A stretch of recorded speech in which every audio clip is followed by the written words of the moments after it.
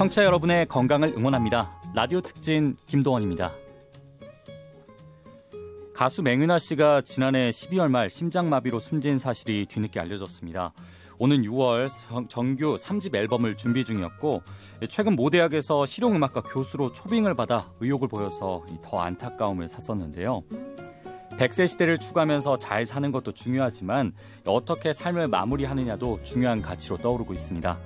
자신이 살았던 생을 정리 못하고 가족과 친구, 사랑하는 사람들에게도 인사도 못하고 세상을 떠나면 얼마나 가슴 아플까요?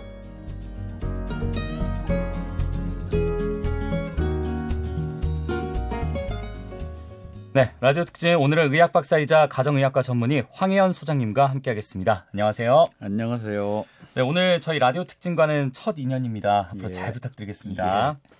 네, 가수 맹윤아 씨 소식은 들으셨죠? 예. 네, 굉장히 안타까운 소식인데 이 질병관리본부에 따르면은 이 국내 급성 심정지 환자의 약 20%가 40대 이하라고 해요.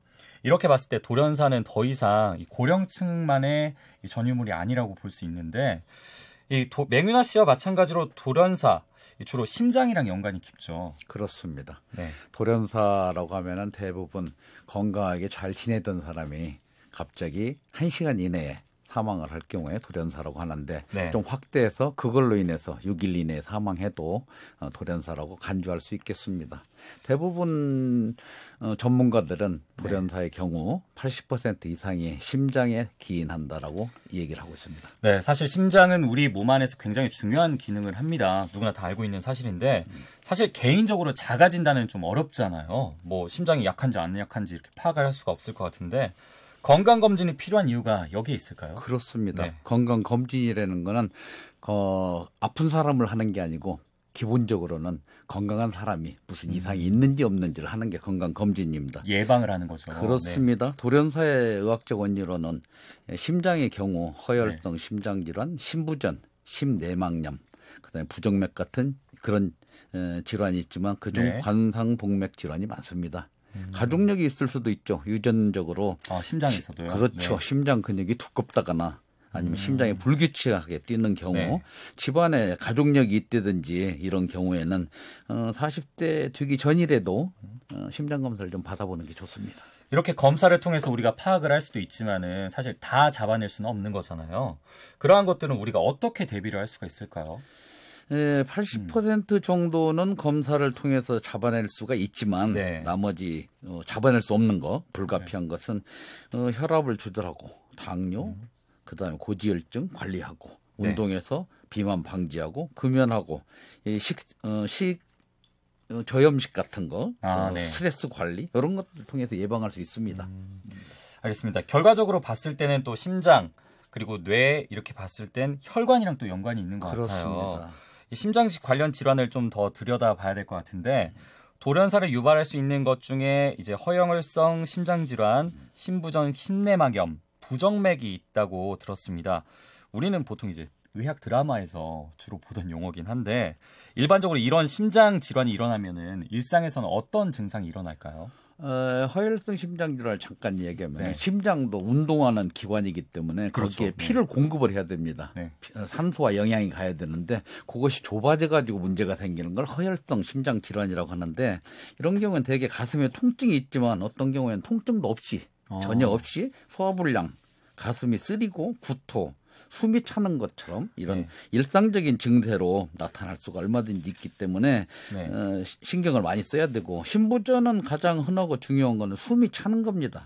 계단을 조금만 올라도 숨이 차온다든지 이럴 경우에는 뭐 한번 전문가를 찾아서 상담을 해야 될 것 같고 심내막염의 경우에는 발열이 주 증상이지만 그 외에도 발한이 난다든지 춥다든지 관절의 부종 뭐 이런 그렇죠. 것들, 그다음에 시력장애, 코피가 자주 난다든지 이런 증세들도 얼마든지 있을 수 있고 마지막으로 부정맥의 경우에는 대표적인 증상으로는 가슴이 두근거림을 느끼죠.